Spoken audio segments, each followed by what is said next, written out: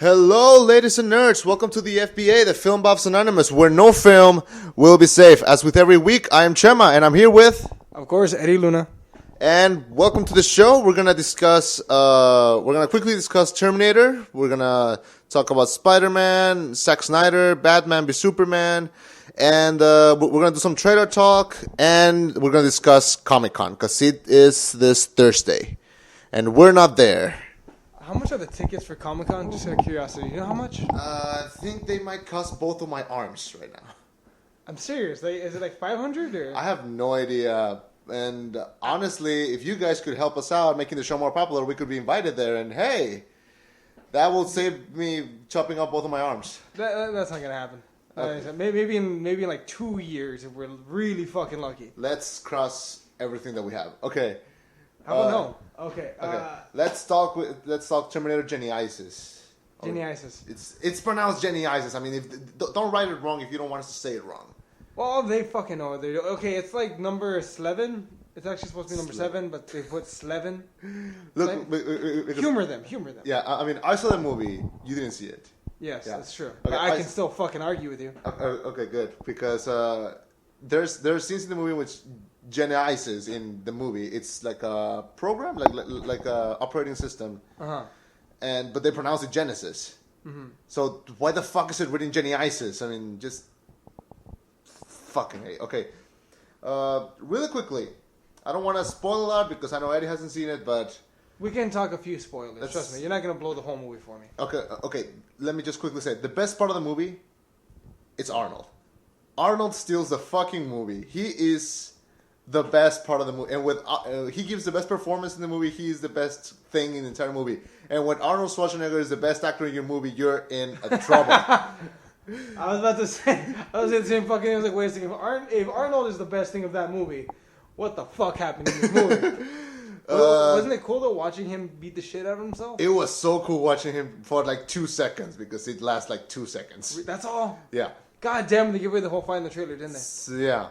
God damn it. Yeah, I mean the who else in this movie? Okay, he's in the movie and he's pretty good. I mean, they photoshopped his face a lot so he doesn't look old. Mm-hmm. But he's great. He plays his character very very well. He plays the Terminator. He plays the Terminator, and he pulls it off. That's the role that we all know him as, and he pulls it off again. He's not phoning it in. He's there, and he's like, oh, I'm gonna give this one more go. Yeah. Like he doesn't hold back. He's honest to God, really good in this role. Then you have Jai Courtney, which you know how I feel about Jai God knows you hate him. He's so bland. He's so boring. You hate him the way I hate the Jedi.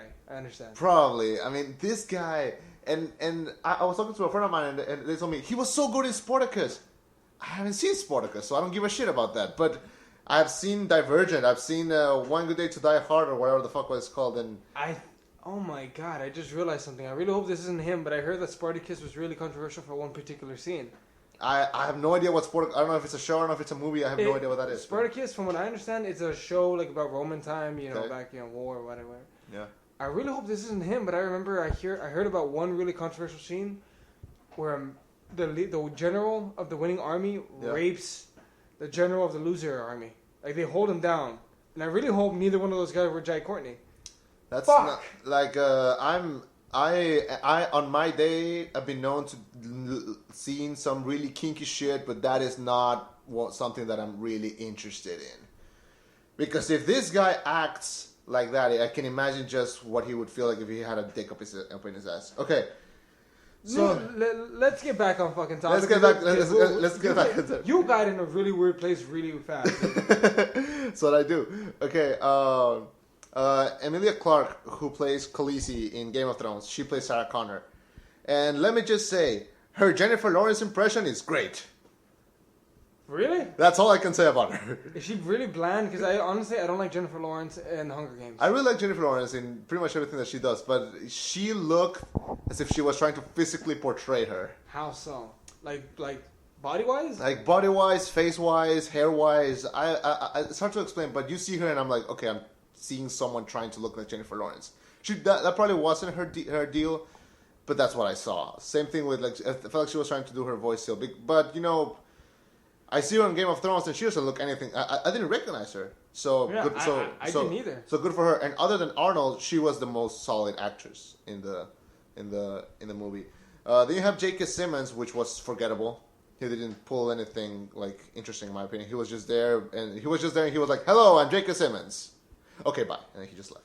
I'm here to give the film some credibility. I'm out. And I'm going to, I don't know, win some more Oscars or something. And then you have Matt Smith, who who just came out of his role as the Doctor from Doctor Who, and you put him in a time traveling film. You could do so more with him, and he's just there for like 6 minutes. And I don't remember him saying like more than 5 lines. Well, shit happens. Well, shit happens because I've been following him on Twitter, and he's been saying like, yeah, I'm bulking up for Terminator, and he showed pictures, and he was very skinny and flanky and lanky in Doctor Who, and then you see him, and he's got so fit for Terminator, and he does nothing with that. Like, he just stands there. So like, what was the point? You could have just CGI'd that. Was he like second in command or what? He did nothing. He was just there. He pulled some chloroform on John Connor, and that was it. That's all he did. I don't remember him saying more than 5 lines. Wow. So yeah, underused. What a waste. Yeah, what a waste. So, like I said, I don't want to spoil that because I don't like spoiling unless it's with someone that has already seen it. But is it a good popcorn movie? No. Really? I don't think it's a good popcorn movie. It's enjoyable. The Arnold parts are the most enjoyable parts, and that is what that could count as a popcorn scene. But it's bland. It's boring. It's not good. What was worse, Terminator or Jurassic World? I'm gonna say Terminator. Really? Jurassic World seems way more fun now on perspective. Now you can appreciate it. Yeah, I mean, but. You know, yeah. My friends have a stupid saying. Yeah. They got this from Daniel Taj. We were saying yesterday, sometimes you gotta sleep with a 4 to appreciate an 8. Sometimes you have to watch a Terminator to appreciate a Jurassic World. Maybe. I didn't see Salvation. I know you loved Salvation. Salvation was great. Terminator 3 was a piece of shit. To me, Salvation should have been the start of a new trailer. To me, it was awesome. Other people didn't like it. I get why. Like, I understand. But fuck you. Salvation was a good, like, original kind of idea. Yeah. Okay, also, I had the same problem I had with Jurassic World. The Terminators don't look scary. They look CGI and they look fake as fuck. So, the original 2 Terminators, more than sci-fi movies, they were horror films. I mean, they were fucking scary. That's true. Yeah, and this ones, they're not. I mean... they're just the enemy. They're just the enemy that's pursuing them, and you know what's going to happen. I feel like, though, the reason for that is back in the first 2 films, it was like, oh, shit, we're going to die. Yeah. I feel like now at this point in the film series, they're taking an offensive. They're like, all right, let's go. Yeah. Like, they're not running scared from it. I think if they wanted to, they could go back to that manner of being in a horror. Mm-hmm. But I think by the third one, the second one, they're being hunted. It's very obvious. By the third one, it's more like, all right, you want to go? Let's go. Fourth one, you want to go? Let's go, motherfucker. Yeah. Fifth one, it's an offensive kind of movie. Yeah, I mean the time travel thing is used more interestingly than in the first 2, but still, the payoff, the fucking payoff at the end. I'm not gonna spoil it for you, but I hate when movies pull this shit. I hate when they do. I'm not gonna say what it is, but I'm just saying. If you've seen this movie, you know not the John Connor twist, the Arnold twist. I'm not gonna say what it is, but it was fucking stupid. Shut up and tell me. I'm so sick of movies.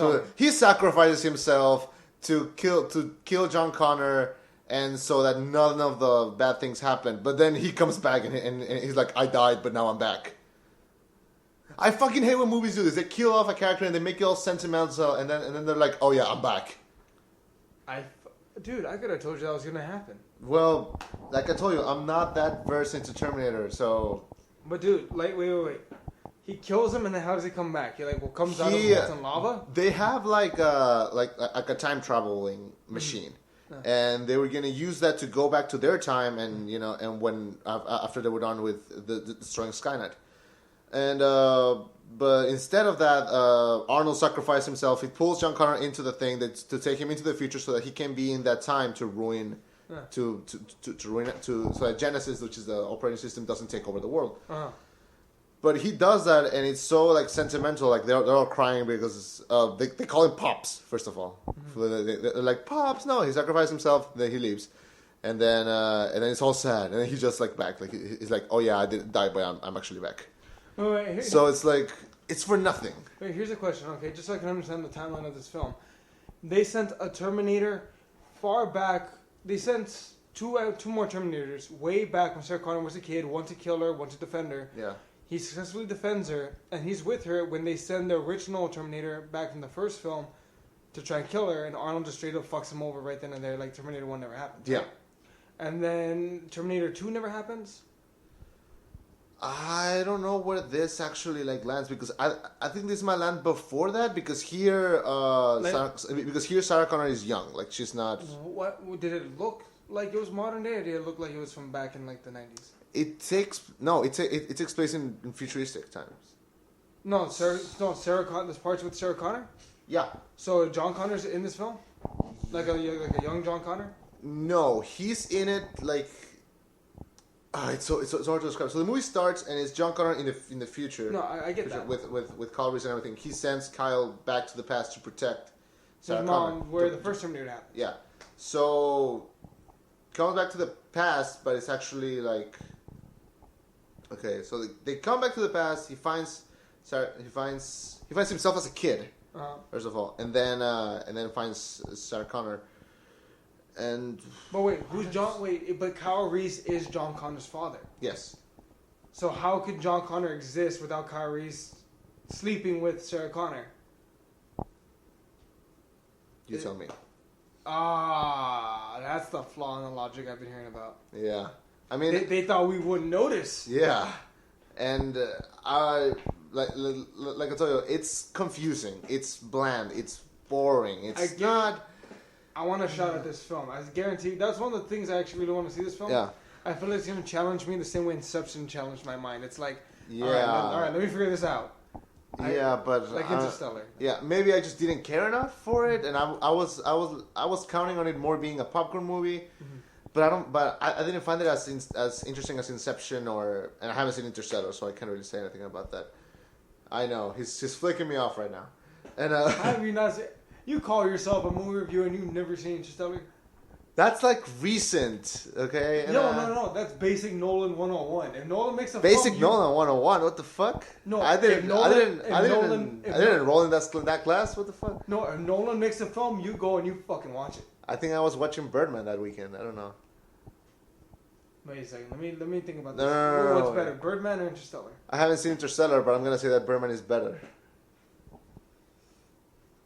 I personally think Interstellar is much better than Birdman. Okay, well that's your opinion and you're wrong. Okay, but okay. You want to have a fucking discussion right now, motherfucker? Not right now. Let's go to the next topic. All right. So conclusion. Sorry, Terminator Genysis. On a scale of 1 to 10. On a scale of 1 to 10, it's 3, 4, maybe a 4. No. Arnold makes this movie a 5. Okay, it's a 5. Okay. Really, you give Jurassic World a 4, you douche. Okay, 4. I'm gonna call this movie a 4 because Arnold saves this movie. I mean, he a lot. Yeah, I mean, you really laugh and enjoy seeing him, and I just really like him. Like even in his most terrible movies, he's just so entertaining. It's Arnold, dude. Put that cookie down. Put it down. Yeah, he says it. You know, Jingle All the Way. Yeah. Wait, what? He says that in Jingle All the Way? Yeah, I didn't really watch that film. He's talking on the phone and he's talking to this guy. I forgot the context, but he's just saying like, "Oh, your wife's cookies are so good," and he's like, "Put that cookie down. Put it down." No. Yeah. Get to the shoppers. Oh god, like Arnold is just so much entertaining that he's worth the price of admission. The most entertaining thing about this movie was that video that he made of him dressed as a Terminator walking around New York City. That was the best part. And what were people staring at him?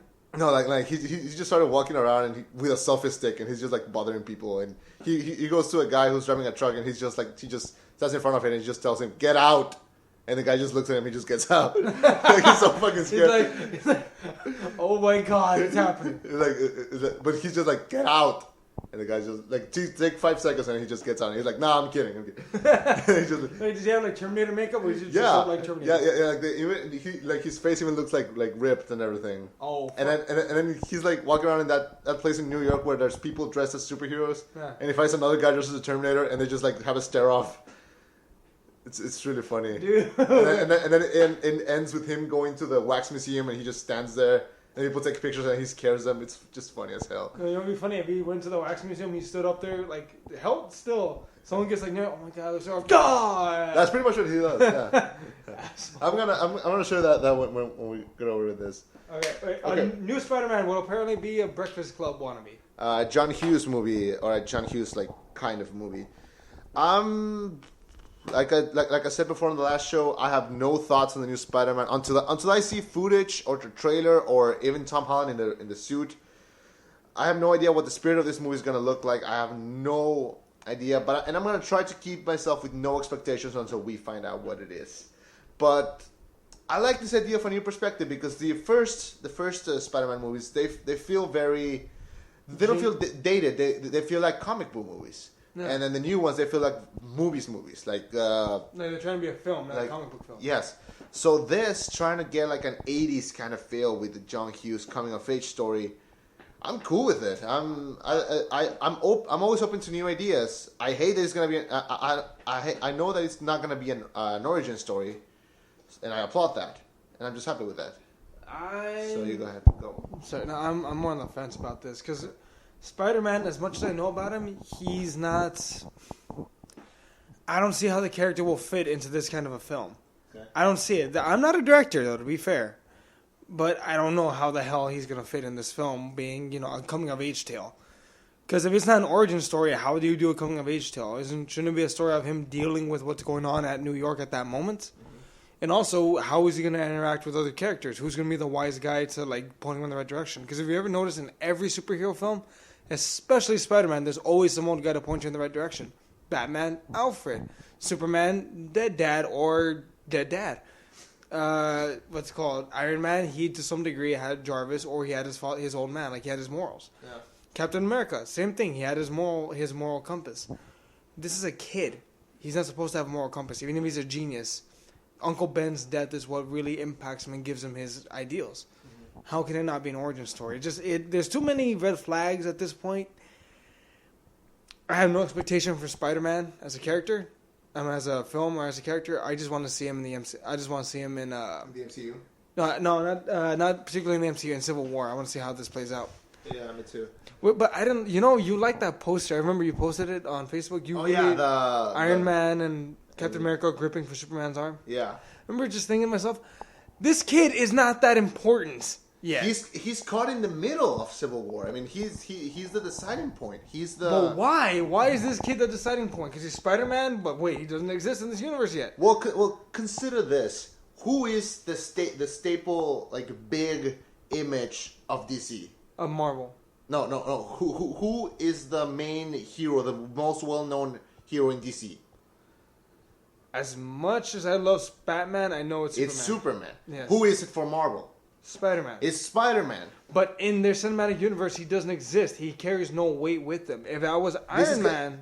If they're going to follow the story of Civil War, in which it's Captain America versus Iron Man, and Spider-Man caught in the middle, this is going to be a great introduction for him. Because if that is how they introduce him, it's going to be great. Because he's caught right in the middle. But how can this kid's... Do you know what I mean, though? How can this kid's opinion... It's like let's say you're in the car, right? And it's mommy, daddy, and the little kid. Yeah. And daddy's like, all right, for vacation, we're going to go to Disney. And the mom's like, no, we're going to go to New York. And the kid says, oh, but I want to go here. Who said your fucking opinion matters? It's mommy and daddy talking. Who said your opinion matters? You're a kid. That's how I view it. Okay. Captain America and Iron Man, they have a quandary. Spider-Man's like, oh, wait, I have my opinion. Who the fuck asked your opinion? Do we need it? No, bitch. We both have saved the world more times than you even fucking have had birthdays. I don't...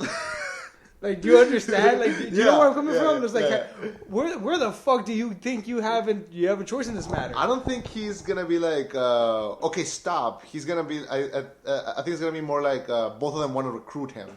But again, why do they want to recruit him? Because he's fucking Spider-Man. That's why. No, fuck him. He has... No, okay.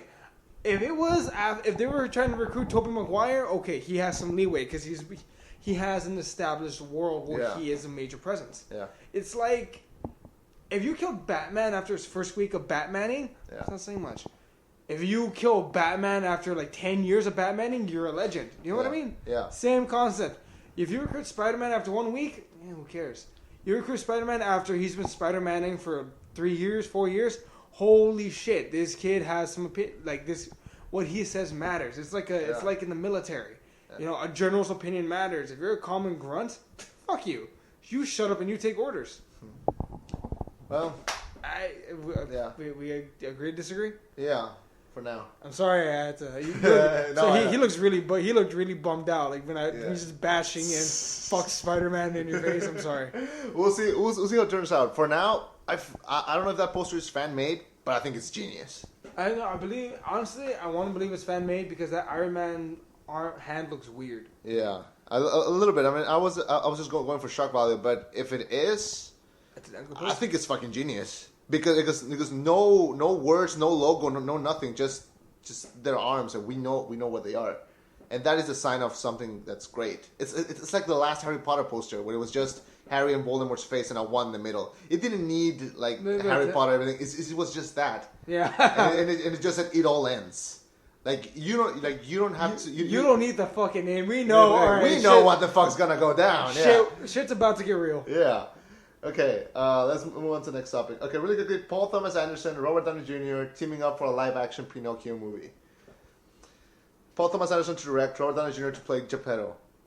This has fucking weird written all over it. Paul Thomas Anderson, refresh me, who is he? You're in the same boat as I am. I know he's a director, but I wouldn't know to tell you his work. Is it this one who's worked on Moonrise Kingdom? You can check it real quick. The fact that Robert Downey Jr. is he gonna play Pinocchio or he's gonna play Geppetto? Geppetto, I can definitely see that working. Okay. Paul Thomas Anderson, though, I'm curious to see which one because if he's the one I'm thinking of, what films? Boogie Nights, Magnolia, The Master, Punch Drunk Love, Vice. Oh, okay, so he's a weird dude. Yeah, but he has done some weird movies. But you know what? I think he has a proven track record. Yeah. I mean, There Will Be Blood. Come on. Yeah, that was awesome. That's been voted as literally one of the top 3 films from the year 2000 to 2010. Yeah. It was voted like number 3. Mm-hmm. So no, he has Punch Drunk Love. He got Adam Sandler to act good. Yeah. And he's gonna have Robert Downey Jr. at his disposal. No, I think this film's gonna be good. I just really hope they don't have any Ultron references.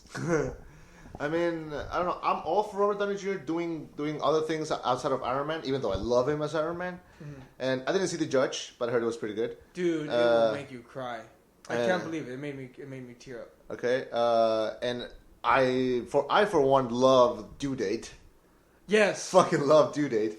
Awesome. So I'm all for seeing him doing like different roles, but this, I don't know. Let's challenge our DJ though. Man. I'm all for reinterpretation. I'm all for being open to new ideas, but okay, it'll be very weird. I mean, but then again, I thought it was weird when they used the Pinocchio song in Ultron. So we'll see how this works. And look how good that turned out. Yeah, I mean, strings.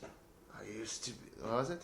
No, it was there are no strings. There are no strings on me. Okay. That was good. So we'll see how this works. I mean, I have nothing. The only question I have is how are they going to play off Pinocchio? Is he going to be CGI? Is he going to be a real kid? Or that's my only thing. Now, well, I'm pretty sure that when he said real kid, it's going to be a real kid. My thought, it's just I'm going to predict that already. Fuck you. No, you don't. You fucking know what I mean, you douche. I know.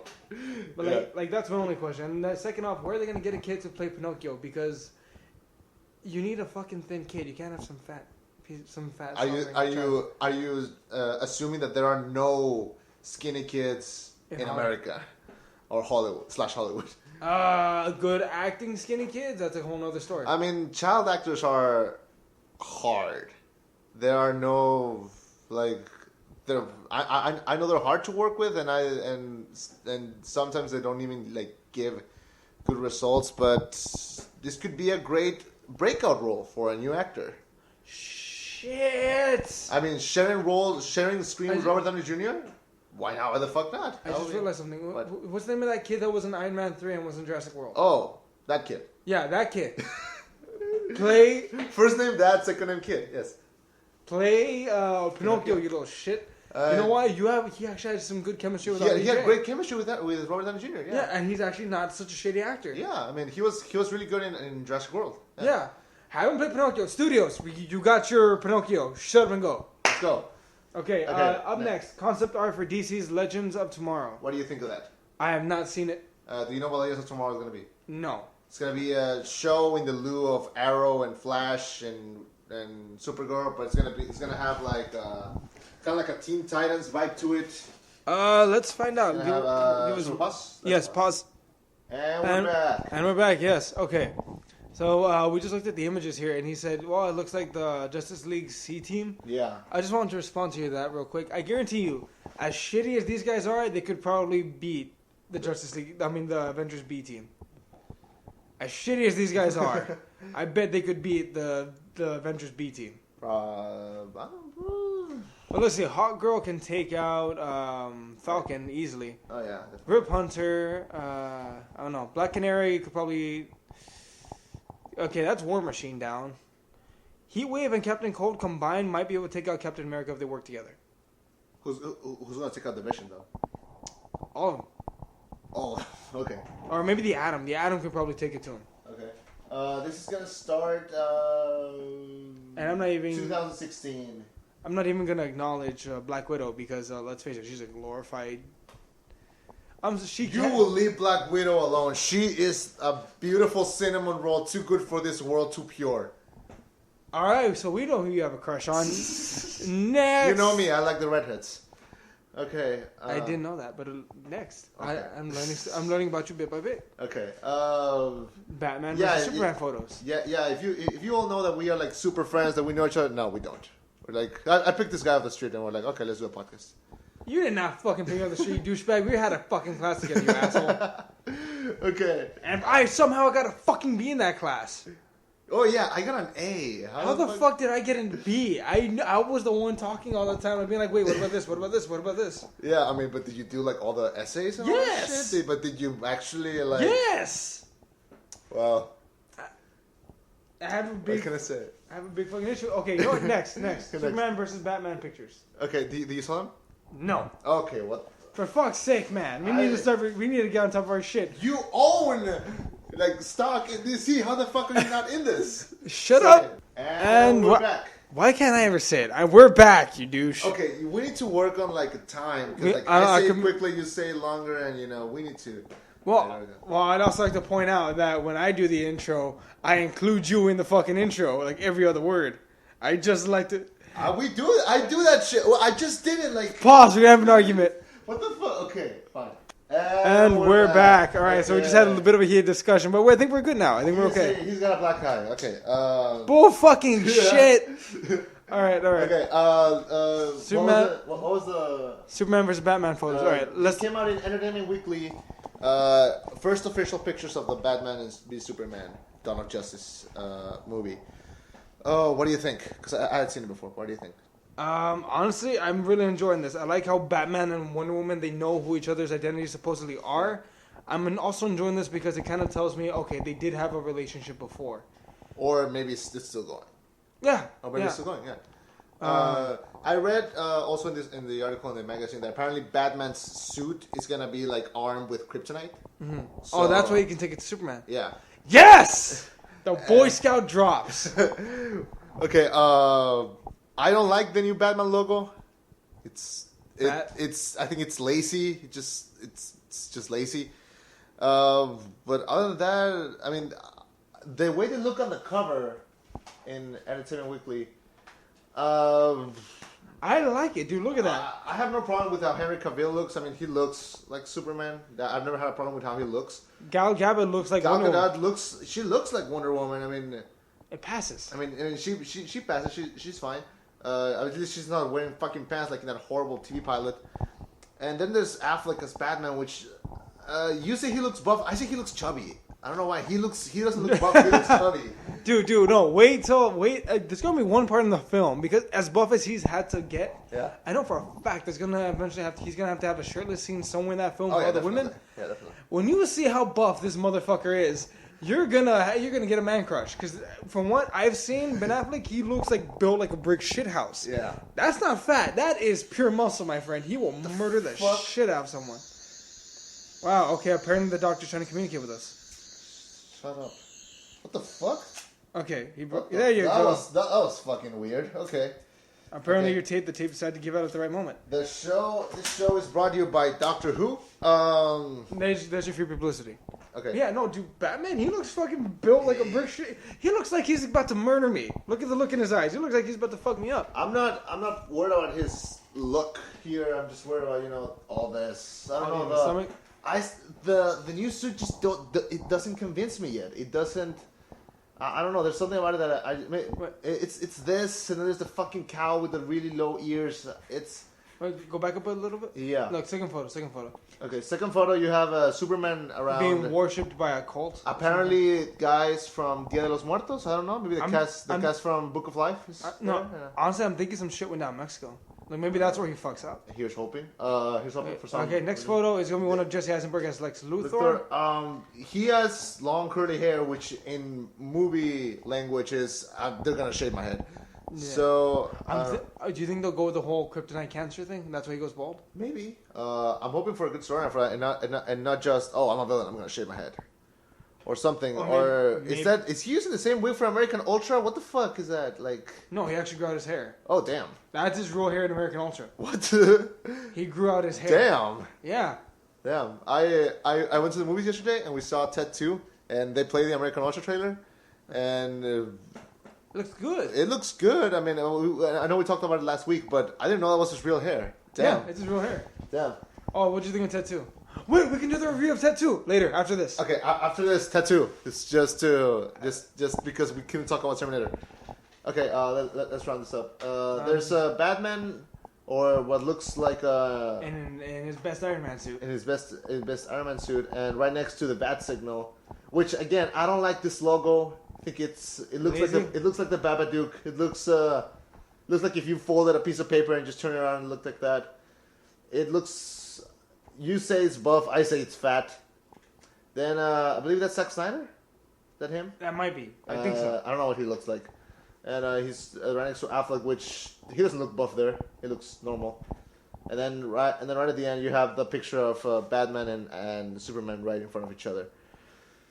I think these as teas, they're great.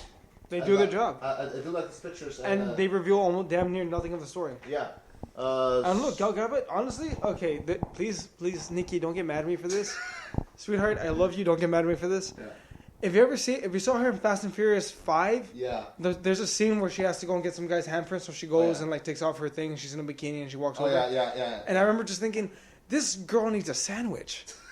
She needs to eat something. She looks so thin in this Wonder Woman image. She buffed up. Yeah, she did. I told you she buffed up. Look, her legs in the Fast and Furious look like chopsticks. Yeah. There, it looks like she's been working out. Like it looked like she gained muscle for the role. Yeah. And look at her shoulders. Also, there's some muscle there. Yeah. I'm glad she buffed out. She's taking this shit really seriously. Good for you. Yeah. Plus, there's a lot of weight in her shoulders because there hasn't been a Wonder Woman since Linda Carter. There hasn't been a successful Wonder Woman even with Linda Carter. With all due respect, TV show isn't saying much. Yeah, I mean, other than cartoon incarnations, this is the first live action since. Yeah. They tried to make a pilot, but it was terrible. Mainly because Wonder Woman was using pants.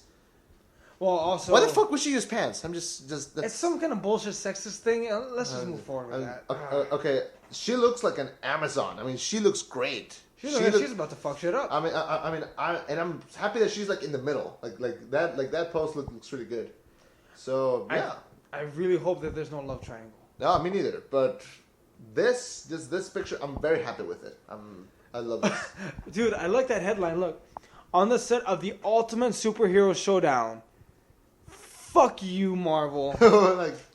Okay. That's the message I'm getting. Fuck you, Marvel. We got this. Superhero Showdown, my ass. You want Iron Man, Captain America? Bitch, we have Superman and Batman. You want to play? Let's see who'll make more money. Batman v Superman, Civil War next year. Okay. Okay, you wanted to talk about this. You want to talk Zack Snyder defending the Man of Steel ending. Okay, can you tell me why everyone hates it, and I'll tell you why it's awesome? I think people hate it because, I don't like Man of Steel because I think the performances are bland. I think it's too dark. when Superman is supposed to be bright and helpful. Like I said before, I'm all for interpretation, but I think Superman is so established in a way that making that ending of him like breaking Zod's neck and I mean, it certainly brings weight, but it's more. I mean, I like the idea, but not in the execution. And that yell at the end is just ridiculous, in my opinion. But that's my thoughts. You're the DC guy. You defend us. Okay. Immediately, as soon as that film came out, a lot of people were vocal. My best friend, who I went to go watch the film with, on premiere, I had 2 different premiere tickets that night. I had one at 7 p.m. and then one at midnight. Anyway, the film. When I went to go watch the film, he said, "I don't know. I don't like how he kills. Superman doesn't kill." Yeah. I remember thinking, it was necessary though. Like it's not so much that he wants to kill or needs to kill, whatever. It's more about Zack Snyder said he did that. He said this 3 years ago when Man of Steel came out. Yeah. 2 years ago, sorry, when Man of Steel came out. He said, and I'm quoting him when I say this, "We have a purpose for that. We're gonna deal with that in the next film." Yeah. The reason that we had him, this whole city was completely fucked, and he killed Zod, is so that way we have conflict in the next one. We're thinking ahead. We're not thinking about this episode, now let's move on to the next episode. We're thinking in the long term. Yeah. And that gives me a lot of hope because they're really thinking, okay, shit that's going to happen now, it has to impact the future. I don't see Marvel doing that. Okay. It gives me a lot of hope for this. That ending was necessary because they need conflict in the next one.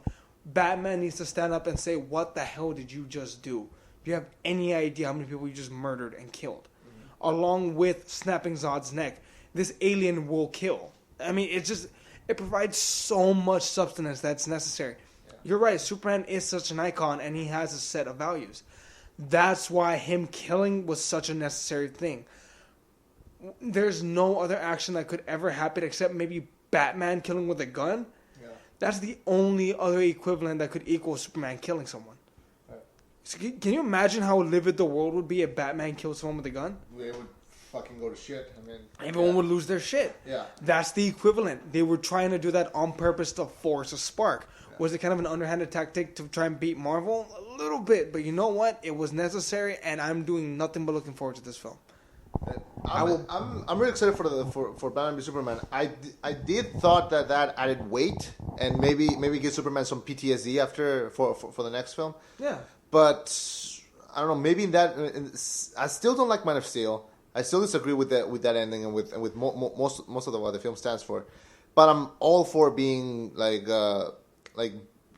I'm all for Zack Snyder to come to my face, to slap me in my face and tell me you were fucking wrong. Look at this fucking beautiful piece of shit movie that we're making.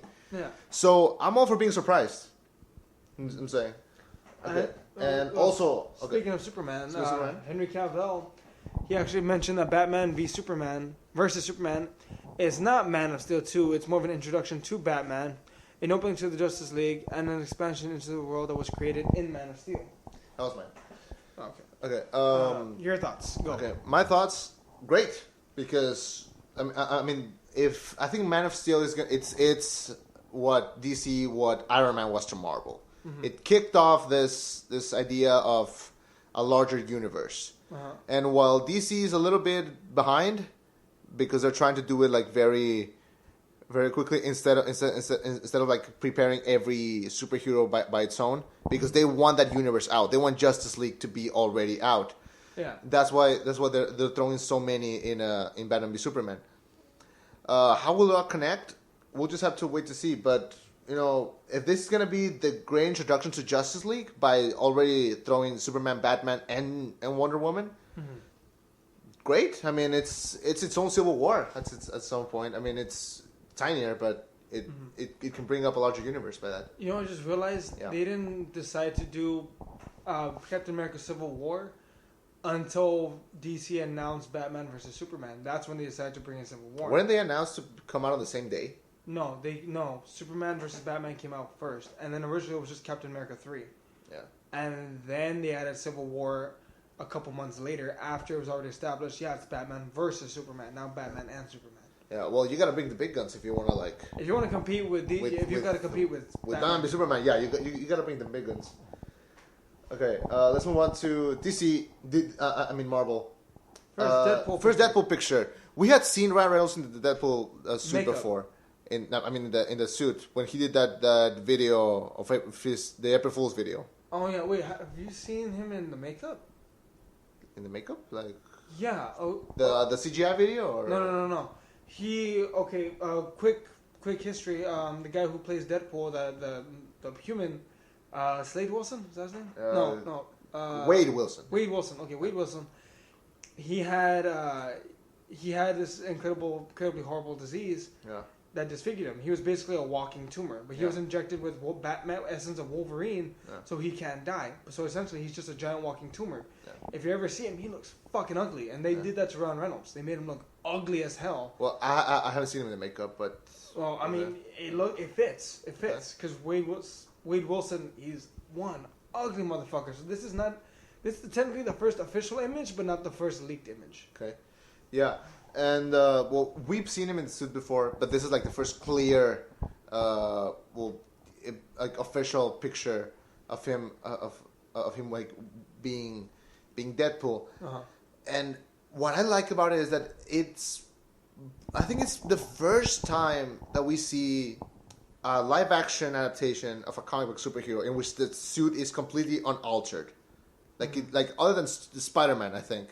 It looks exactly the same as it did in the comics. There's no weird changes. There's nothing. Because Batman took his liberties. Superman took his liberties.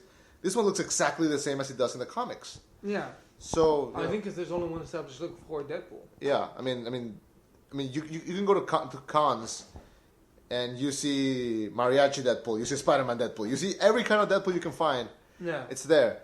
But here, there's one official look for Deadpool, and I'm so happy it's gonna be a hard R rated superhero movie because there are R-rated superhero movies like Blade, but they say this is gonna be a hard R, like no kids, no teenagers, only adults only. Like trust us, you're not gonna want to bring your 5-year-olds. This ain't your kid's superhero movie. Yeah, and I would hate if it comes out and by next Halloween you see little kids dressed as Deadpool. I'm gonna be like, this fucking kids. Like no, they will. I bet you. I mean, this fucking kids. No. You know what this reminds me of? Yeah.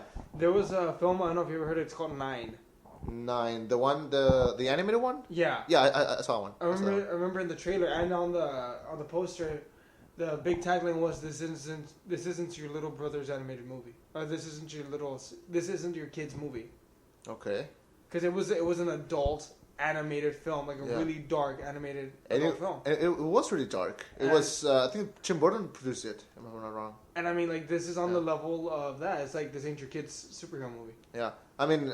I see Deadpool and I don't think kids superhero, but then again, the suit, the fact that it says Marvel, it might attract the kids, but it'll attract teenagers at minimum. Yeah, I mean because everyone knows who Deadpool is, and everyone knows how batshit insane he is. Yeah, and he's funny. He's hilarious. He's funny as fuck. So, but I'm hoping that rules are applied, and because we grown-ups we deserve a badass superhero movie. Honestly, sure. We do.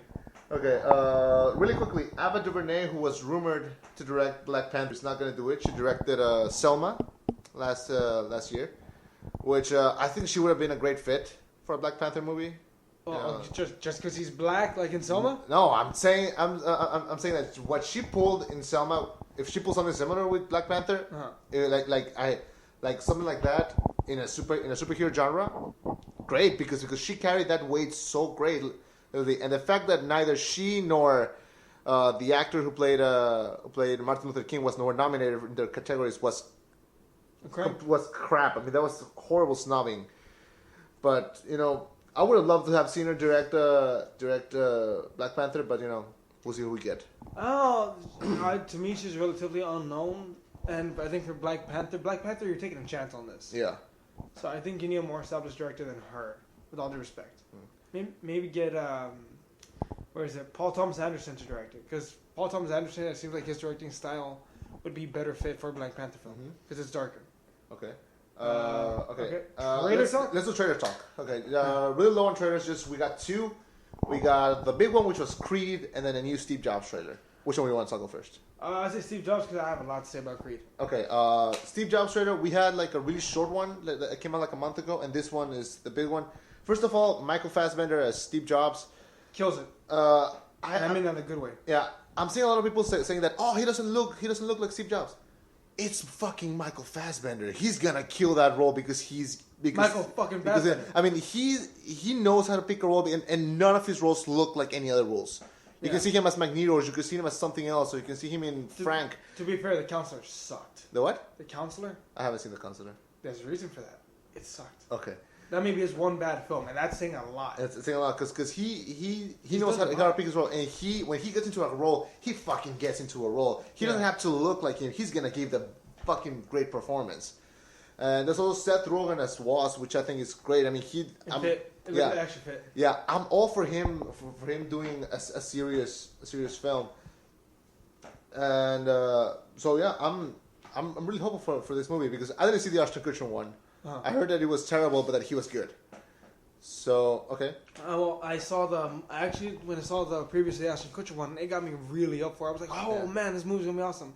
I thought Oscar-worthy film because that's what the trailer gave off. Yeah. The film was not good. Yeah. Ashton Kutcher acted his ass off, but it was not good. Mm-hmm. Now, this new Steve Jobs preview, on the other hand, I think it's gonna go really dark. I'm kind of iffy on it though because the preview seems to mostly take place in the crowd in the arena, where he shows off everything. Like I'm not seeing him deal with. Well, actually, I don't know if you know this, but the whole movie is gonna be 3 scenes. It's just 3 scenes. One of him making the first Mac, if I'm not wrong. Mm-hmm. The first big the colorful one, the one that had different colors. Yeah. When he presents that, then one where he presents the iPod, and then one where he's presenting something else. And between those scenes, in those scenes you have like flashbacks and fast forwards and everything. But yeah, the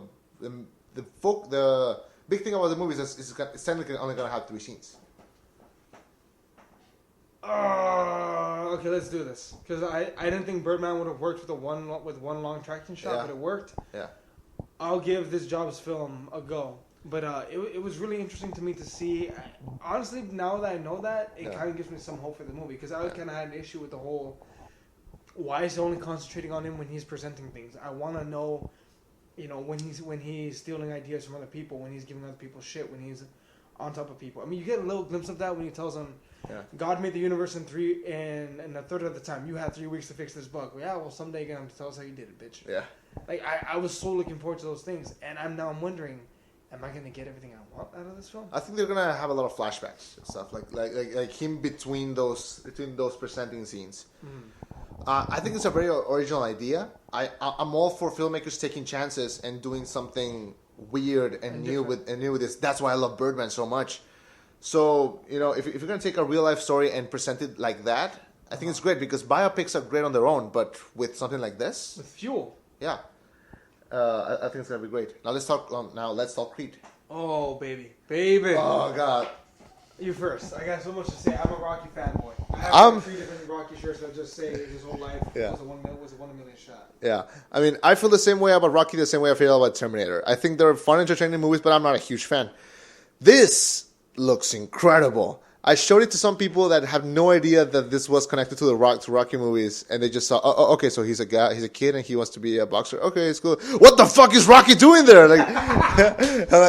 And that's gonna be a great takeoff. I mean, this is a spin-off done the right way, and I love the idea of his nemesis son coming and training with him and bringing him and him because I remember when it was Rocky Balboa, which that was the last one, right? Yeah. I remember seeing that. I saw a documentary about it, and Sylvester Stallone requested that the last scene that they film, was him running up the stairs of the library. Was it? Mm-hmm. Yeah, because that's how he wanted to say goodbye to the character. Imagine doing that and then getting a call like, "Yeah, can you come back?" And him being like, "Fuck yeah!" Well, maybe depending on the kind of role that we're gonna be doing. Yeah. And Michael B. Jordan, who I think is such a fine actor. Did you see Fruitvale Station? No, I saw the preview. I remember thinking that movie's gonna be fucking intense. It made me cry. It was so intense and so sad and so incredible. So if he brings some of that charisma into Creed, into Adonis Creed, I think that's gonna be his name. Yeah. I think this is gonna be one of the breakout hits summer. And after seeing this and seeing it right next to the old Southpaw trailer, forget Southpaw. This is gonna be the big one. I'm not gonna. Okay, boxing movies are rare. Yeah. I love my boxing movies. There have been very few bad ones. Yeah. If you ever want to cry, watch Champ. I haven't seen Champ. Dude, it's scientifically... There's a scene in that film where the kids, get up, Champ, get up. And the dad's dead on the table. No, like the dad just had like the fight of his life. Yeah. He won, but he's dead on the table. Yeah. And he's like, oh, that's good, son. That's good. Good. And like he passes out. And the dad dies on the table. And she's like, wake up. Why aren't you guys going to... Like, and the trainer and all the dad's friends all around. Whoa. And they're just like, oh, God, he's dead. And the kid, like, is like, wake him up. I mean, it just... Oh, God, it's I'm getting teary. King, like when he finds the dad. No, worse than Lion King, because this is real. Dude, no, it's a film. I actually read some articles on it. Yeah. It's scientifically proven to make you cry. I'll show it to you after. You will fucking bawl. Okay. All right? Anyway, getting back to Creed and Rocky. Okay. There's several things I love about this trailer. One, it concentrates solidly on Creed. Yeah. This is not going to be a 50-50 film with Rocky and Creed. Yeah. This is a film solidly based on Creed with Rocky sprinkled on top, because that's how this should be. It's all about him dealing with his issues, dealing with, I'm in love with this girl, but she's kind of a hoe. But then I'm also trying to do this. I have this chip on my shoulder. Everyone wants to give me shit because my dad was a world famous boxer, and they think I'm just living off his legacy. Yeah. There's so much that they're going to play with. It's going to be awesome. And you see it. I'm no rich kid. We ended up just like the rest of you guys. Like Apollo, if you've ever seen the Rocky films, they lived in a huge mansion. It was in a state. As soon as Apollo died, apparently everything went to shit for him. Yeah. Like a lot of modern day boxers. Like, after you retire, everything goes to shit for you. Yeah. I love how this is like him, like making his name for himself. This is a man's movie. This is a boy becoming a man in this film. Yeah. And on top of that, you have Rocky. I love it when he says, I know you and Apollo fought 3 times. Fought twice. But I heard that there was a third fight behind closed doors. They're like, how the hell do you know all this, kid? Yeah. Like, I'm a son. Yeah! Oh my God. Like that reveal when Rocky comes out, it's perfect. Like that is how you reintroduce a legacy character. That is how you bring him back. Yeah. I don't... You're not a big fan of the Rocky franchise, right? I'm not a big fan, but you appreciate it. I appreciate them. I know how they mean a lot to a lot of people. And I get really excited when something like this happens, even with something that I'm not a fan of. Uh-huh. I mean, spin-offs are fun are fun when they want to, but rarely they're done so well. And I think this one is going to work perfectly. I was actually really scared about the whole Creed the Creed sequel, because I thought, are they going to make it look like Rocky Balboa? Because Rocky Balboa was good, but to me, the way the film was shot didn't look good. Yeah. Does that make sense? It was the cinematography behind it. It didn't look good. It's like the cinematography difference is different to look between the Batman 3 and Batman 2. You know what I'm talking about? The cinematography, to me, it wasn't done right. Yeah. This film looks like, okay, this is the way a Rocky film is supposed to be filmed nowadays, modern version. Now, as far as the whole... Rocky and Apollo 3 was such a big deal with fans because it's like they went at it a third time. We still don't know who won. We more than likely never will. Mm-hmm. I hope we never will. I hope to. Yeah. It's one of those ambiguous things. It's like it's the anti-Inception, because in Inception you want to know, did the top stop or did the top keep going? Is he in a dream or is it real? Is it fake? Yeah. This is the anti. You don't want to know who wins the third fight.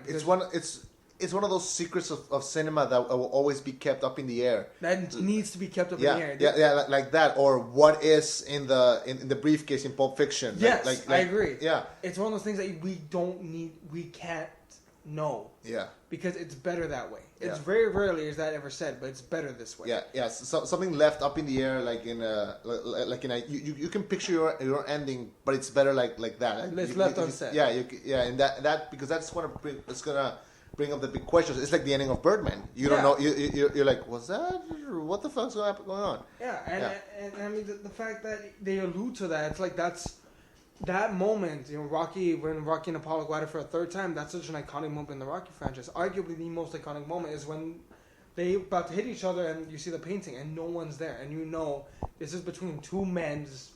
Let's see who's better. Yeah. And the way to introduce Rocky through that is the perfect fucking window. I'm so pumped for this. It's gonna be just incredible. Yeah, and I'm happy that it's gonna focus on Creed. It's not a Rocky movie. It's a Creed movie. Yeah.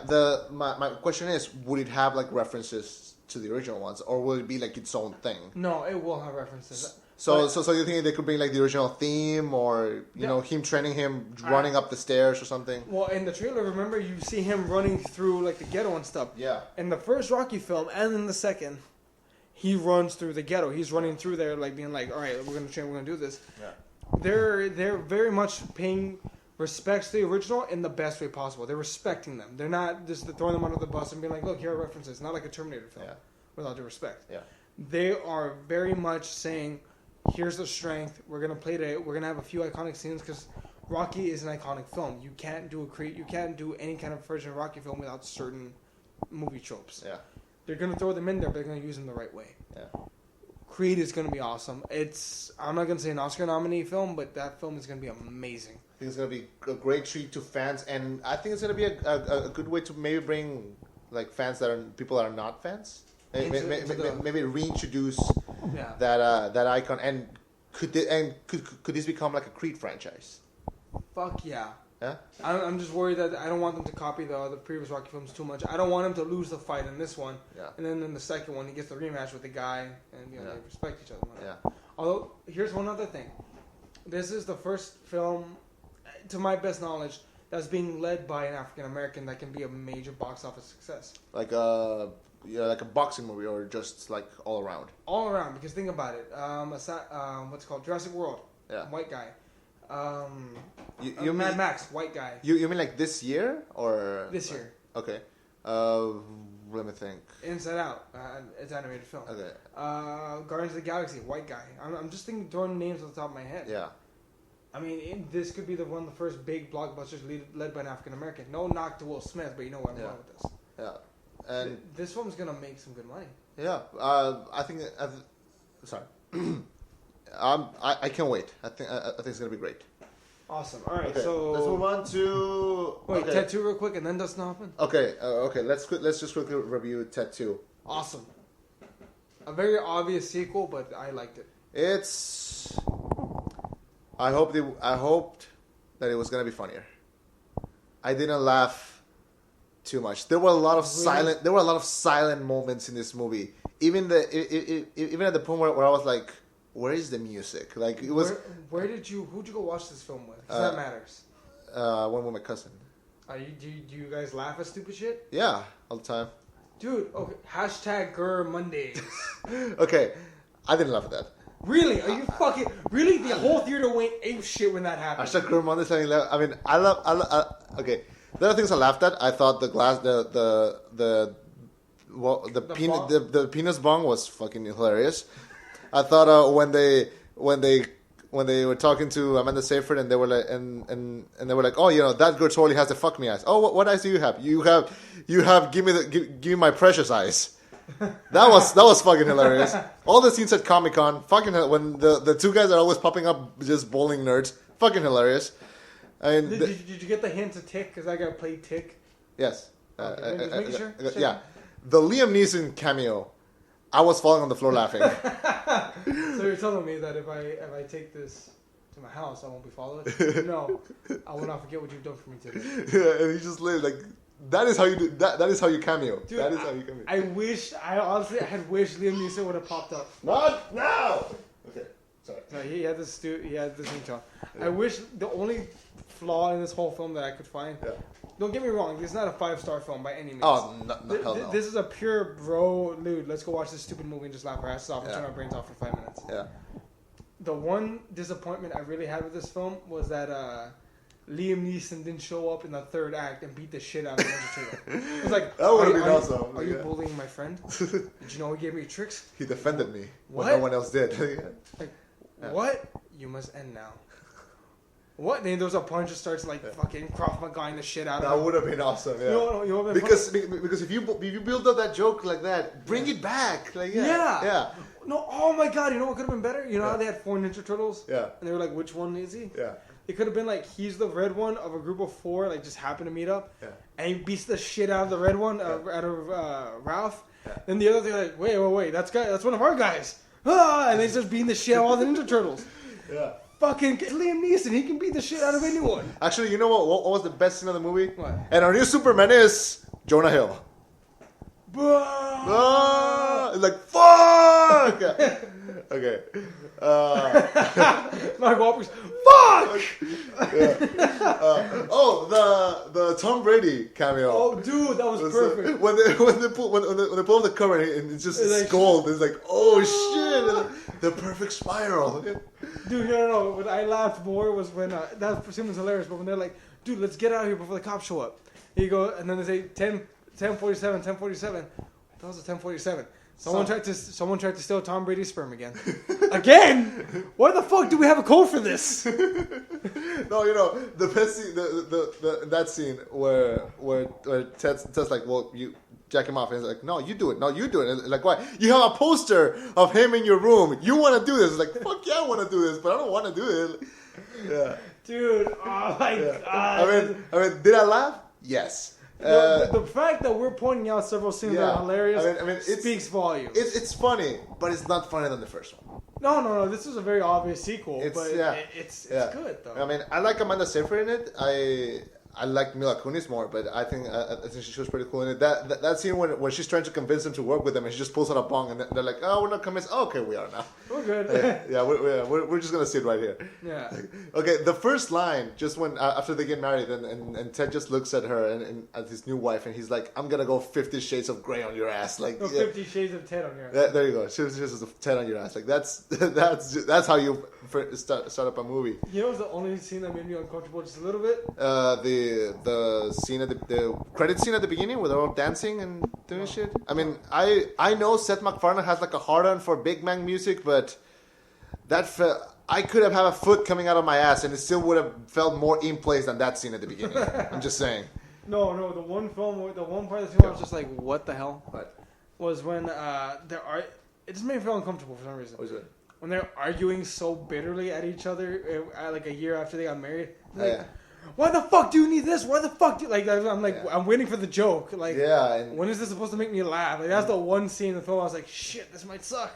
Yeah, and it started... The problem with the movie was that it's more serious than funny. Like, a lot of the scenes, it takes itself really seriously. Yeah. And with jokes sprinkled sometimes. I mean, most scenes, they're not...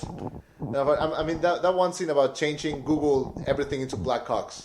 It was funny like the first 2 times. The Morgan Freeman scenes I thought were really funny.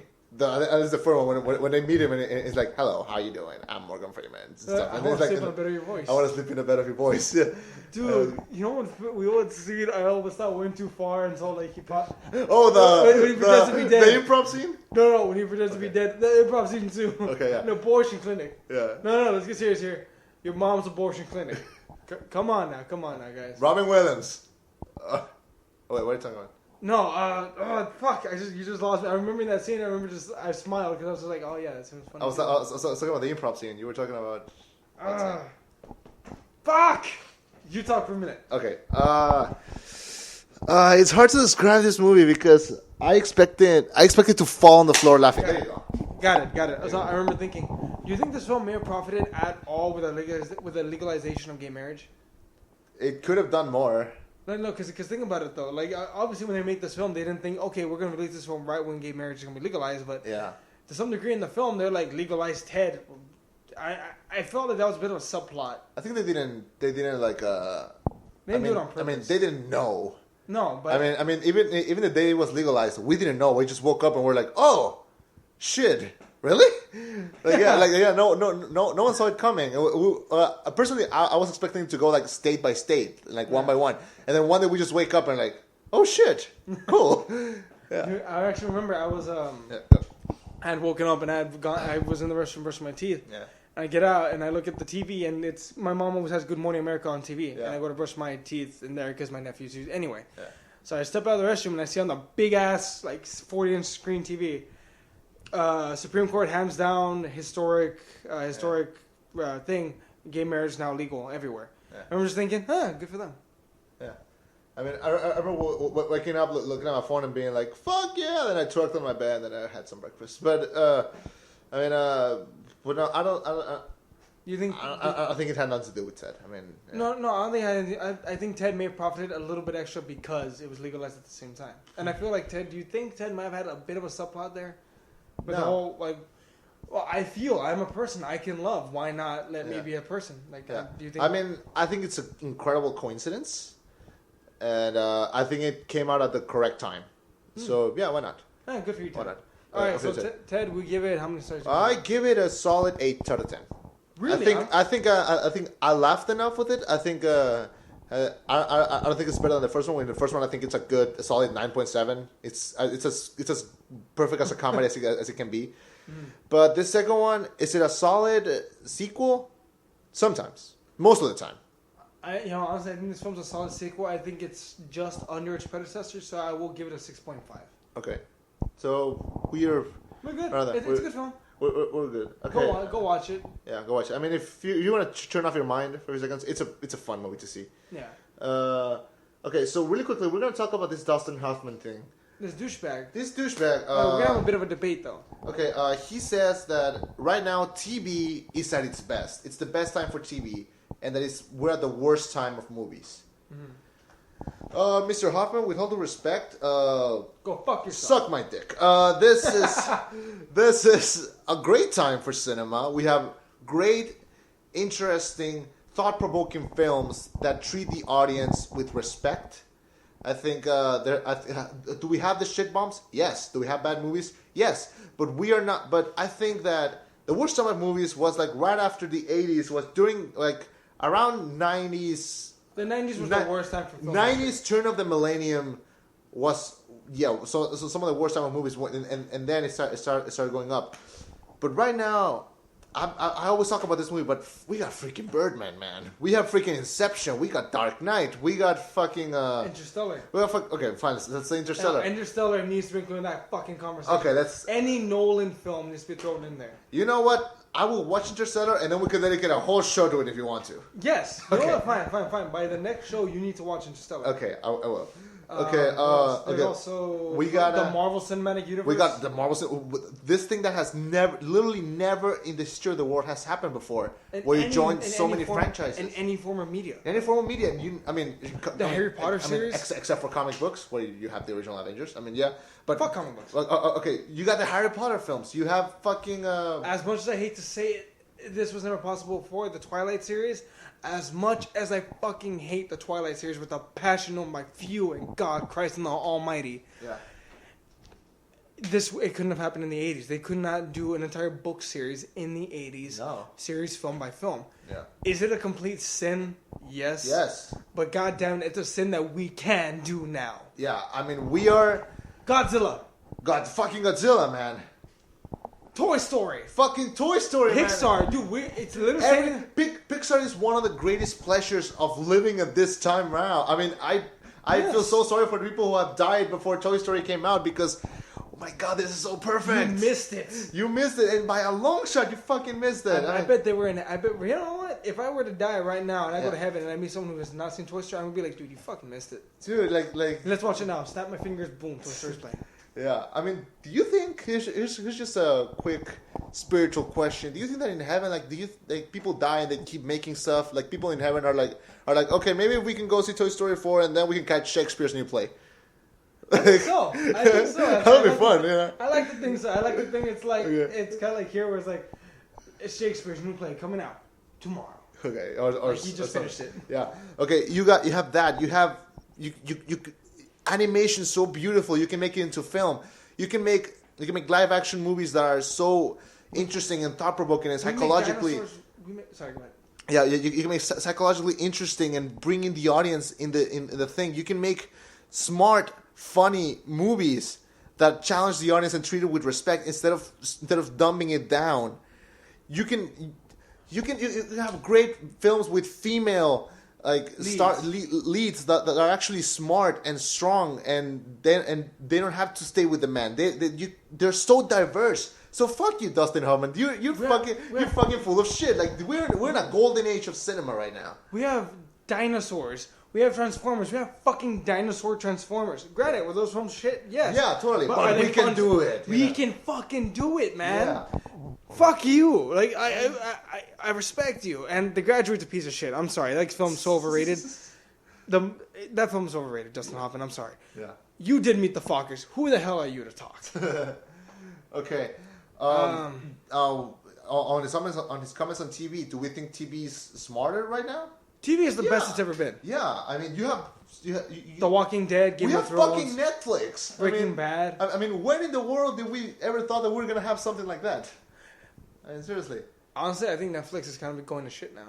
Nah, I think mostly the shows that are the original shows. I love me some House of Cards. I fucking adore Daredevil. They can make funny shows. I started watching the new one, Sense8. It's the smartest thing that the Wachowskis have done since, I don't know, being born. I don't know. It's really? So, yeah. I mean, Beast Matrix, a lot. I think so. Yeah. So yeah. I agree with the TV thing, but in the movies, fuck you, Hoffman. Like, who the fuck do you think you are? Like, come on. Oh, we respect your opinion. Your opinion is wrong. I respect your opinion, but come on, you did what the fuck do you think you are? All right, okay, so let's. So that concludes movie news. Let's discuss Comic-Con. All right, let's go through. We're gonna go through Comic-Con and just a few topics real quick. Let's start with Lucasfilms. They're gonna be presenting possibly the trailer for Star Wars Episode 7. Star Wars Rogue One, possible teaser or poster. How do you feel about this? I think it's way too early for anything from Episode 7. I don't think so. I mean, the movie's gonna come out in December. I think. Yeah, we barely have it. We have a trailer. Yeah, no, that's technically a teaser. It's like a minute long. The one with that ends with Harrison Ford. Yeah. I mean, that's like a minute long teaser. It's almost nothing. And while I am happy that we don't know anything about the story yet. And I'm glad, and I'm hoping that they keep it that way because I want to be fucking surprised. I want to be, I'm so fucking pumped for this. But, it's probably too early to say something about Rogue One, which is going to be the little spin-off. Who's it going to star? Is this one going to be with Boba Fett or Han Solo? I think none of them. I think Boba Fett might be in this one. It's going to take place between the two trilogies, and it's going to be like how they stole the plans for the Death Star. And it's gonna start. I think. What was the girl with Dragon Tattoo? From what? The girl with the Dragon Tattoo. What was her name? Rooney Mara. Yeah. I think it's her. Felicity Jones, who was in Theater of Everything. She was Jane Hawking, and Diego Luna, which is. It's gonna be 3 chicks. No, Diego Luna is Mexican. He's a Mexican actor. Oh, okay. And represent, man. Good for you. And I don't know. I think we only know that it's gonna take place between the two trilogies. It's gonna steal the Death Star plans. They're gonna be rebels taking that. I think Felicity Jones is in my head. She's playing like a rogue pilot that goes and steal the plans. Rooney Mara already looks I don't know, like a badass. Like she looks pretty badass, but she could pull off like alien. Like with the right makeup, she could look like an alien. She has like those. I'm not calling her ugly. I think she's quite looker. She's quite a looker, but I don't know. It's just like I think her complexion could feel like an alien type character. And Diego Luna, I don't know, maybe another pilot. Honestly, I can't. What needs to happen? Go with the Dragon Tattoo sequel. It needs to happen. It's not gonna happen. I know. I really wish it's not gonna happen. They made sequels, but like in the original language, with the Swedish one. Yeah, the Swedish ones. Yeah. And yeah. But what's it called? As far as Rooney goes. She can go. I don't care what movie she's going to be in. I will watch the shit out of it because it's good. I think she might be the villain, and I think the main character is going to be Felicity Jones, actually. Damn! Yeah. Well, you know what, Rooney, I support you either way. Yeah. She earned my complete support after Girl with the Dragon Tattoo. And for the 10 minutes that she was great in Social Network. I think she totally killed it. She was in Social Network? She's the ex. The crazy one? Yeah, no, she's the one that calls him an asshole. Oh. At the beginning. I need to rewatch it. Yeah, that's right. She's also in, what's that film called? Passion with Rachel McAdams. I didn't see that one. It's an erotic thriller. This girl gets obsessed with another girl, but then this other girl goes to jail. Like she ends up dead, and they frame her. Then her assistant saves her, but then blackmails her into being her girlfriend, and then some other guy dies. It's really weird. It's a really weird film. Okay. Now that's Rogue One. Now Episode 7. I'm hoping there's a trailer. I think there's definitely going to be a trailer. I mean, you can't tease that too much because we just had Star Wars Celebration a few months ago, and they showed the teaser there. Comic-Con is going to be the last big thing for Star Wars to show off their stuff. Mm-hmm. I mean, there's not going to be something else. You're right. I was thinking Episode 8. Oh no, that's what was fucking me up. No. I mean, there's definitely gonna be something. I'm hoping for the guy who plays Chewbacca to walk in dressed as Chewbacca during the panel. I'm hoping for the original actors to be there and to at least like talk a little bit about it, because it's all in shadows. We know nothing about the plot. Nothing. Which I wonder though, they were this secretive with the Phantom Menace. Yeah. What should that say? They were this secretive with the Phantom Menace. Yeah, there were no leaks. It's all in the air, but you know. I don't know. JJ, he has my complete support. I trust JJ. I mean, I completely trust JJ. We'll see how this works. And if not, he's not gonna direct the 8 or 9. So we'll see how that works. He's not gonna direct 8 or 9. No. I have a serious issue with that. I don't know. I'm hearing the rumors that apparently Matthew Vaughn is rumored for this. Oh, he may be able to take the reins. He's gonna. No. You know what though? He's busy with Kingsman 2. I mean, he's just writing it. There's no confirmation it's gonna be done or not. No, he needs to direct that film. Oh yeah, he definitely will. But still, I mean, if he is gonna hand it over to something else, like he's just standing as a writer and producer to make Star Wars, I'm into the idea. No. He needs to stay with Kingsman: The Secret Service and make it better than Star Wars. Well, he did not direct what's it called? Kick-Ass 2. Yeah, look how bad that turned out. It was okay. Kick-Ass 1 was way better. Yeah. The first one was better, but the second one was not terrible. Sure, it was a clear step down. Yeah, but I didn't recognize Jim Carrey in that role. I fucking did not. I loved him in that role. Yeah, I think it was great, but I did not recognize him No, go ahead. Until like halfway in the film when he was killed, but yeah. And honestly, I didn't. It's too bad he pulled his support for the film after the sending. Oh yeah, it's understandable though. It was understandable, but still, like I'll never take the side of Chloe Grace Moretz, but yeah, I have to agree on her. Like you did it. Like just don't wuss out and say you don't support it anymore. I mean, yeah. Okay. Next, Warner Brother film. You know what? Can we bring Warner Brothers after 20th Century Fox? Okay, yeah. Let's talk 20th Century Fox. Bryan Singer is gonna be there. I think he's gonna be there. Is he out of jail? I believe so. Okay. I think he's gonna be there. He's gonna talk about Apocalypse, and then also Deadpool, Fantastic Four, and maybe Gambit. I'm hoping there's news on Gambit because we have no news on that. I'm thinking they might just reveal some concept art. Fantastic Four, another trailer. That's it. I don't think it's gonna be trailer for Fantastic Four because Fantastic Four is gonna come out like next month. So like it doesn't need another push. It doesn't need another trailer. But it's Comic-Con. They need to release something. Yeah, but I'm hoping they focus more on Deadpool and Apocalypse. Mm-hmm. You know. Well, Apocalypse, give me concept art, maybe a minor teaser trailer, but I don't want it. The thing is, I don't want them to give away what little specs they have already filmed. Yeah. I'm hoping that they at least confirm that fucking Wolverine is gonna come back. Because no, they haven't confirmed it. Really? I thought he has. I think they haven't. Huh. Well, we don't really need him for Apocalypse. Still, you know. Although I'm wondering, I'm wondering how they're gonna deal with with Charles Xavier's disability, because I was one of my biggest concerns with Days of Future Past. He's gonna be in a wheelchair. How can they make this entertaining? Oh wait, they give him this drug that happens to resemble meth. That gives him his legs back, but it blocks his powers. Yeah. You know, and then for like 10 minutes of the film that he is in a wheelchair, he's useless. Like I'm worried. How are they gonna deal with this in Apocalypse? I think we'll just have to wait and see. I'm hoping there's at least a teaser or something for this. Maybe we'll just hear his voice. Maybe. Your doom comes. Who's playing Apocalypse? Do you know? I have no idea. Let me check. You talk about Deadpool. All right. Well, as far as Deadpool goes, if they want to do a teaser trailer, by all means. If they want to give us something, by all means. At Deadpool, I think everyone is just so looking forward to it. I mean, Jesus, it's gonna be awesome. Oh, Oscar Isaac. What? Oscar Isaac. Who was that? He was in Ex Machina.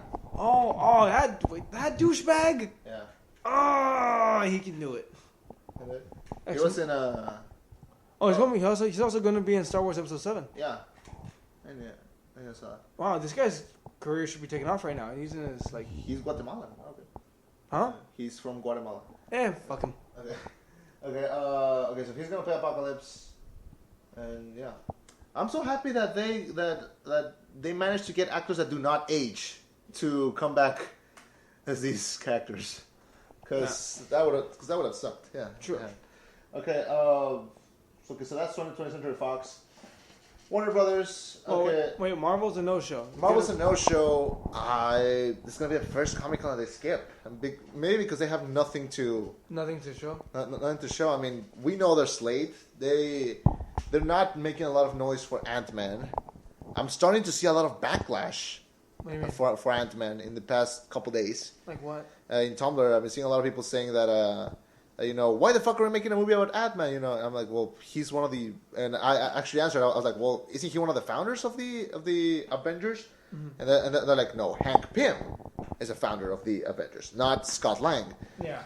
And they're like, well, fuck you. Well, I'm just hoping it's funny. Like, I'm like this is gonna be our last piece of Marvel before Civil War.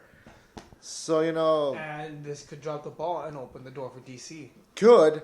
I've been hearing a lot of really good things about Ant-Man. I'm hearing that it's really good. And James Gunn, who directed Guardians of the Galaxy, said that this is so far the best Marvel film to date. Yep. I don't want to blow it out of proportion, but I'm just saying it could be a nice surprise. I'll say this one though, from what I understand, a lot of the reviewers who have seen it signed an embargo to not make any kind of review until the film is released. Okay. That means the studio does not have any confidence in the film. Same thing happened with Guardians of the Galaxy. Same thing happened with not the Avengers. What was the last one? Ultron? No, not Ultron. Thor: The Dark World. Oh yeah. Like lately, Marvel has been having. If they don't have confidence in the film, they have you send an embargo. Okay. They don't want to give the film bad press beforehand. Well, then why there's an embargo placed on Ant-Man. Mm-hmm. So, what does that say about Marvel's confidence in the film? Well, Thor: The Dark World was not good. An okay movie. I think I think superhero films forget that they can be entertaining and funny. And Thor 2 was funny. It moved the story. Yeah. It was there. I mean, the first one was there to introduce Thor. That was it. And the second one was entertaining to watch. To kill Loki. You can see it, but air quotes. And then there was Winter Soldier, which was so incredible. It was amazing. It should have been nominated for an Oscar. And apparently Ant-Man is gonna go on the same route as Winter Soldier. It's gonna be a heist film. So, I'm open for that. I'm happy to see a new superhero because they can be sequels, but give us new things. And I love Guardians. I love Guardians. Of course. And that was embargo too, and that received acclaim. And that was, I think it was the second most top grossing movie of the year behind Transformers. Yeah, unfortunately. And so why is Marvel a no-show? I don't know. Maybe they. This is what DC needs, you sons of bitches. Can they just have Stan Lee dancing around on the stage or something? Just give us something. You put Stan Lee on a stool on the stage, just have him answer the shit out of questions. just have him yelling Excelsior over and over. We will be happy because that is one of those people that I'm like. I think he's earned his right to just shut up and look cool. Yeah, I think I'm gonna be so sad the day he dies. I'm gonna be so sad the day he dies. I will be genuinely bummed out when he dies. Yeah, That's one of the people in the world that I'm like, I need to meet you because I'm afraid that you will die. I really fucking. Wow, you douchebag! You might be jinxing him right now, you asshole. Okay, let's move on to 20th Century Fox. No, sorry, Warner Brothers. Yeah, let's Warner Brothers. Pam and the man from Who Gives a Shit. Let's talk Batman and Superman more. Okay, Pan. If I'm not mistaken, that's the Peter Pan origin story. Yeah, that's with Hugh Jackman. Hugh Jackman and that film's gonna make the shitload of money. That's a kid's film though. That's why it's not really releasing much. I have no thoughts on it. The only part that stood out was one scene with Cara Delevingne as a shitload of mermaids. That is my idea of heaven. Cara Delevingne as mermaids. Yes, a lot of Cara Delevingnes. I'm happy with that. What? No. Okay. I'm worried. Why is Hugh Jackman playing Blackbeard and why is he not playing Hook? This is the origin story. Hook was originally one of the Lost Boys. Oh, damn. I did not know that. So that's why. And Hook, when he becomes a pirate, he begins to age. Okay. That's why he's an adult when he's trying to kill Peter. Okay. This is him as Peter, but he becomes... It's kind of like It's kind of like Anakin Skywalker in a way, where you start off a good guy and end up a bad guy. Yeah. Same concept. Okay. but it's Blackbeard, not Hook. Okay. And he ends up losing his hand against the crocodile, but from what I understand... But Hook is going to be in it as well. It's a separate character from Blackbeard. No, Hook... Yeah, there's Blackbeard's the main bad guy. Hook is the guy fighting him. This is not about Peter Pan. Okay. It's more about Hook than it is about Peter. Okay. Well, what's it called? They're both young in this film. I like the concept. I like the idea. I like the thought of, okay, Hook is going to be the one that starts to get the win against Blackbeard. Let's see, who is that? It's he plays Sam in Tron Legacy. Okay, he's Hook. Solid. He's okay. Yeah, because I didn't recognize him in the trailer. Yeah. Did you see the trailer? I've seen the trailer. Yeah, that's why. That's the only reason I know so much about the story. Like I've dug into it. Yeah. Look, Rooney is gonna be in it. Yeah, Rooney Mara looks great in it. She looks. What's she gonna be? She's gonna be Tiger Lily. Tiger Lily? Yeah. I need to rewatch the trailer. I don't remember. She looks great. Oh, hey, that's her. Jesus, she looks young. Well, I think she looks great. And like, so there's something like otherworldly about her. So her face. Yeah, I mean, she looks like someone has a crush. Yeah, well, she's cute. I don't know. Hey, I'm single. I'm allowed. That's true. Fair. I'm not. Okay. And like I told you, just Cara Delevingne as the mermaid. That's probably gonna be like 5 minutes, and that's the thing that I'm most excited about this movie. Wow. Okay. So Pan and the Man from U.N.C.L.E. Okay. From U.N.C.L.E. looks terrible. Dude, why? Why? You saw the trailer. I did. It looks terrible. Dude, you know what's funny? Right. This is supposed to be the original Batman versus Superman. Armie Hammer tried out for the Batman for Batman. Yeah. Every time it came up, and Superman twice. He tried out for Superman twice and Batman once. He was in the final casting call. He was in the top 5 for all 3. Yeah. When Superman Returns came out, Armie Hammer was first in line. Yeah. Batman Begins came out, Armie Hammer was the first in line. Yeah. Man of Steel comes up, first in line. That poor bastard have been trying to play either Batman or Superman forever. Yeah. And if you see his face, he looks like a Batman or Superman. Nah, I don't see it. Dude, honestly, if I were to cast a Justice League film, I would put him opposite of Superman. Yeah. Like I would make him the anti-Superman. Like Ultraman in if you've ever seen Justice League Crisis on Two Earths. I haven't. There's basically like a Dark World version of the Justice League, like the bad guys version. Yeah. I would make Armie Hammer the bad guy Superman, Ultraman. Yeah. Armie Hammer, he looks like it, and Man from U.N.C.L.E. just looks not good. It looks like it doesn't know what it wants to be. And I feel like putting him versus Henry Cavill is just a tease. Like it's like I'm Superman, but I'm also gonna be in this movie that you're in. Englishman. In Englishman, because I wanna because fuck you, it will never be me. And like I don't know, this movie looks boring. I didn't get anything from the trailer. I think it's good that Warner Brothers has Batman and Superman to back off because this is gonna bomb. Honestly, although to be fair, this is an original idea. I think it's a remake. No, I know it's based off a comic. Okay, a comic. But I'm looking forward to this because I take it as an original concept because it's never been put to film before. Yeah, it's not a remake. It's like Kingsman. It was a comic before, and it's now exactly. Yeah. That's what I'm looking at it as. Like, okay, Kingsman I thought looked awesome from the trailer. Yeah, and it came out to be fucking amazing. Yeah, your trailer is not very impressive, but I'm hoping it can at least be awesome. I'm always open to be surprised. I think I said that like 6 times already today, but I don't know. And I think Armie Hammer needs another good role because he was incredible as the twins in Social Network. And other than that, he hasn't done anything relevant. I mean, other than if you want to call Lone Ranger relevance. I mean, I think he got more press for bombing than he did for the actual film. I mean, and they spent a lot of money on marketing. A shitload of money for marketing. But is bad reputation better than no reputation at all? No, because you can build on no reputation. With bad reputation, you're fighting uphill. Yeah. Okay. We gotta mention these two. Batman versus Superman at Comic-Con. What will they do? I'm guessing. You know what I think would be awesome? Yeah. Just to get Comic-Con really pumped up for this film. Yeah. They should start the panel with a weigh-in.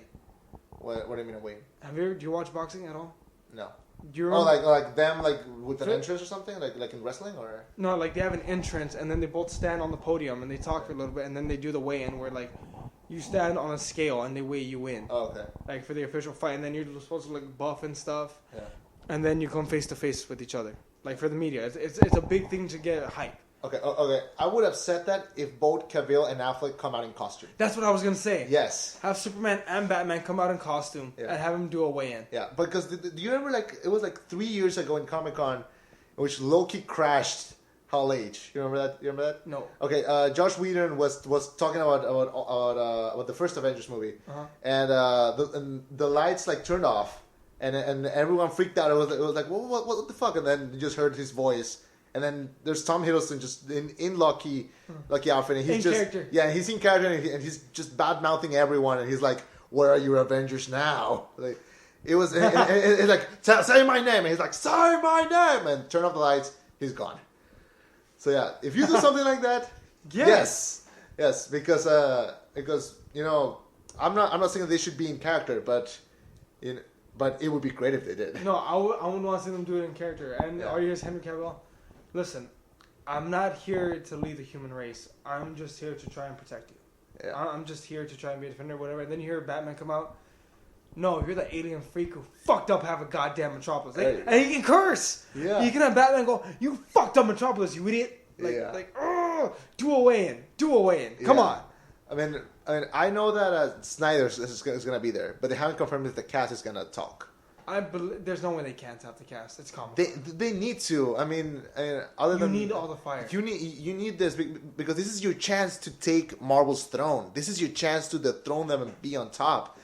Go out, and put your foot in their ass. Go all out or stay in. Mm-hmm. I think maybe that's why Marvel didn't want to do anything because they're like, we have nothing to do. Maybe let's step down instead of just do something irrelevant.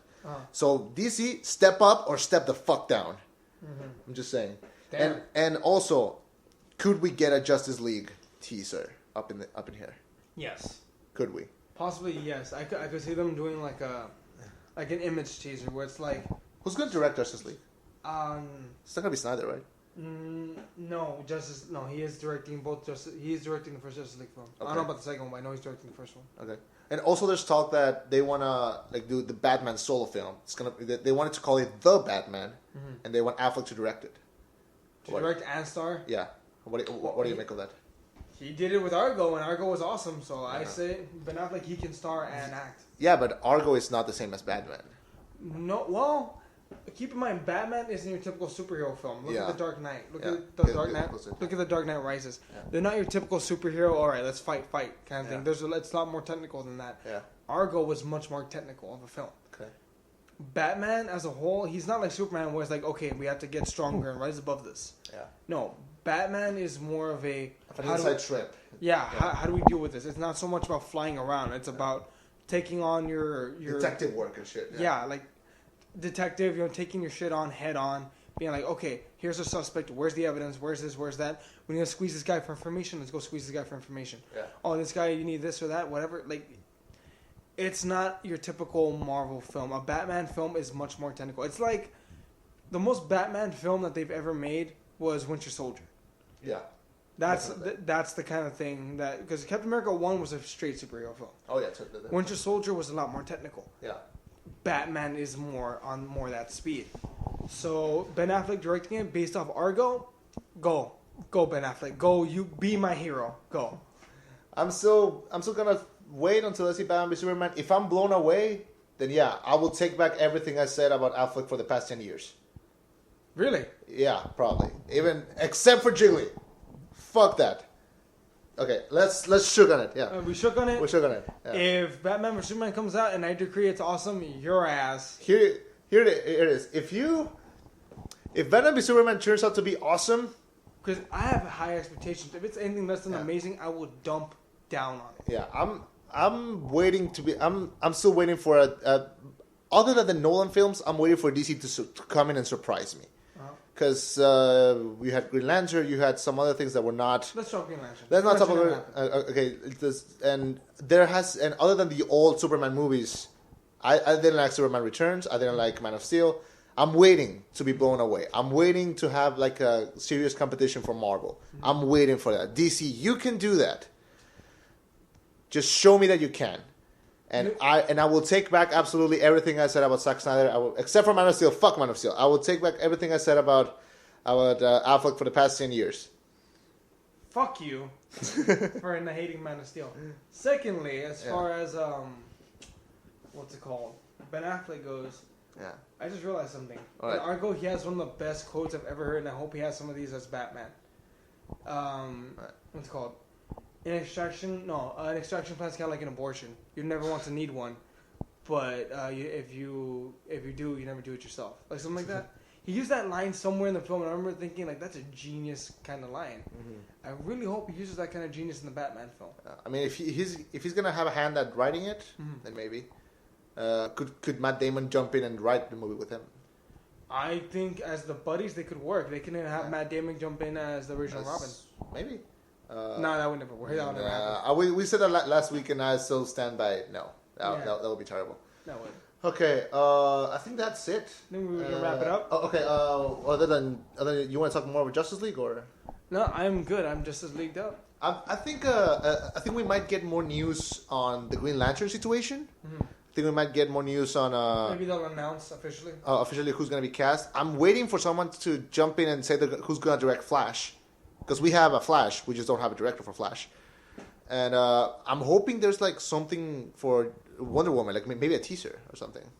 Maybe at least a trailer. Maybe at least a trailer, Or not trailer, a poster, because I understand they haven't filmed anything for Wonder Woman yet. Yeah, I mean, just give me a poster or something. Yeah. With Suicide Squad. Yeah. They'll probably have a lot of info for Suicide Squad. Probably. I mean, we've been getting so many Suicide Squad news in the past few months that I think maybe they're gonna just focus on Batman v Superman here. Okay. I think that's it. That's let me check how much. I think we can call that a show. Show 135. That's good. That might be the longest show we've ever done. Yeah, I think. But this is great. Well, thank you so much for listening to us. You can check us out on Twitter at FilmBuffsAnon and on Facebook at FilmBuffs Anonymous. YouTube channel FilmBuffs Anonymous as well. True, and we will slowly. By the way, if you have any kind of questions for us, post them on the comments. We promise to God we will answer. Hit us up on Twitter, Facebook, and any of that stuff on YouTube. Comments. We will get back to you. We will answer your questions here live on the air. We swear. Yeah. Thank you for listening, and we'll see you next week. Bye bye.